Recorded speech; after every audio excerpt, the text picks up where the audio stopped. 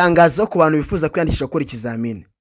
Guys, ngiye kuba itangazo ariko mbere yuko ndi kubasaba kubanza kwiga neza imodokari, ipikipiki, permis supplémentaire, wiga ikamyo neza uyimenye mu buryo buhagije bwose mbere yuko mbare no tangazo. Ikindi, nibura niyo wabona permis ukavuga uti nayibonye nzi imodoka, nimara ibyumweru bibiri nayisubiyeho nkongera nkasubira nzasanga ikimeze kwa kundi, ukamenya moteri uko ihinda, ukamenya uko imodoka ivuga, ukamenya imodoka irimo vitesse ya kabiri na gatatu uko ihinda, byose ukabimenya.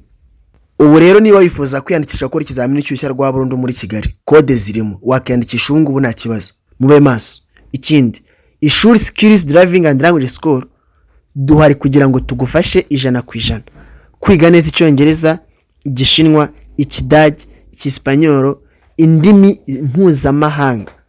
Izi twita ngo ni international certificate.